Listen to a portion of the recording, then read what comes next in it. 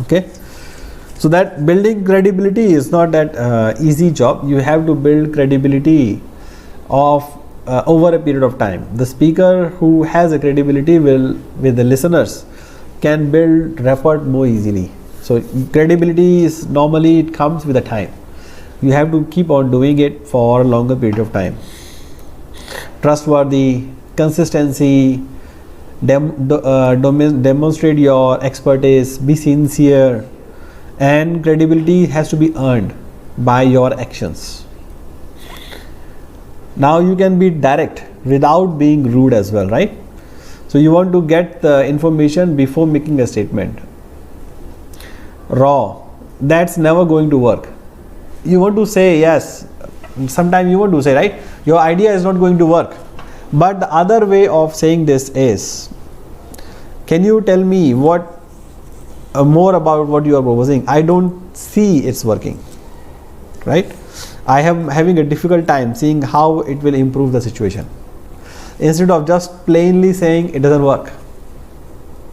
So you are giving more chance to the other person to explain what they think about it. Correct? If you are the boss and you say it's not going to work, there is a very high chance employee will keep quiet, will not say anything. If it's a business partner or another department, maybe he will start fighting. Why you think it doesn't work? You are always like that. You are from finance, you never approve anything. You don't want to take the risk. You're not a good business partner. You don't know about my field. How can you say it doesn't work? So start fighting already, right? So instead of this being direct, you ask for more information about the situation.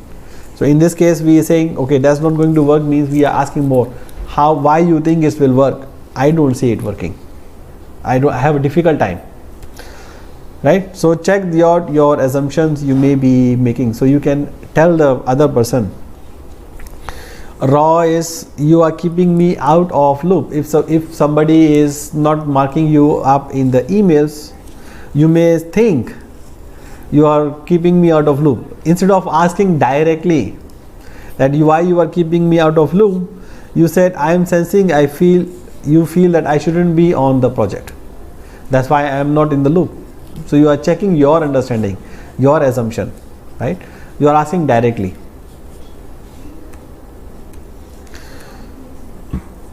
Another example is, you will never make the client happy with your approach. So another answer can be, I know we all make certain client happy, but I have concerns about your approach. So you know that the goal is same. You all want to achieve the same direction, but you may have different path of working, right? For example, me and my operation manager have always different opinions, but we both want our hotel to be full. We both want our guests to be full, to be very happy. But he has different ideas, I have different ideas. So if he proposes me any idea, I normally don't reject immediately. I just ask him how you are going to do it. Sometimes I let him try even though I don't agree. And then I let him know better. Later he realizes, oh, it's not going to work.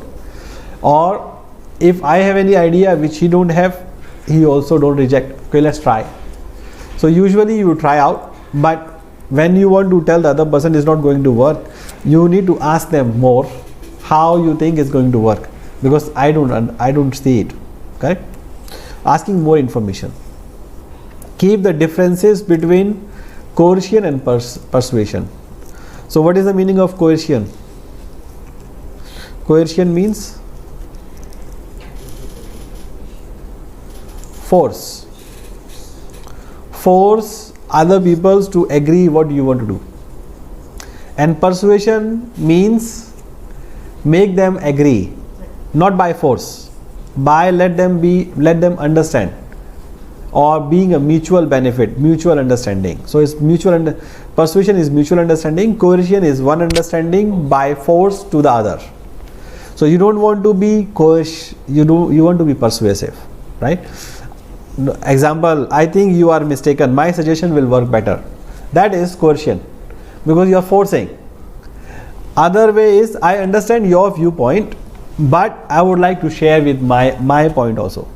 So that is try to build a mutual understanding, so that we understand you, you understand me, and then now let's meet in between.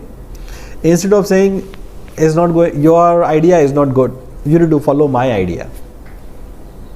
That is coercion.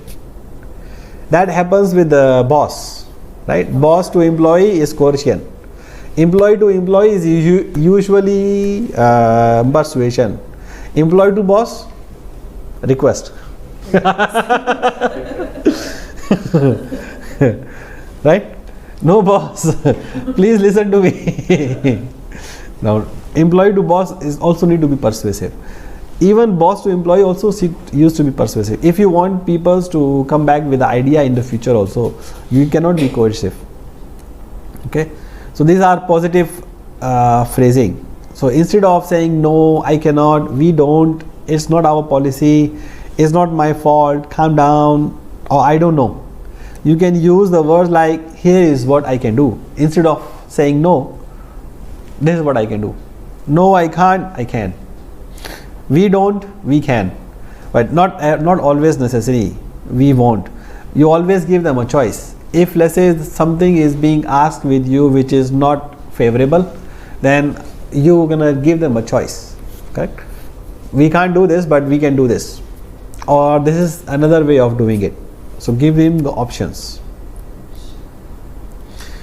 How you gonna make the people make your message memorable?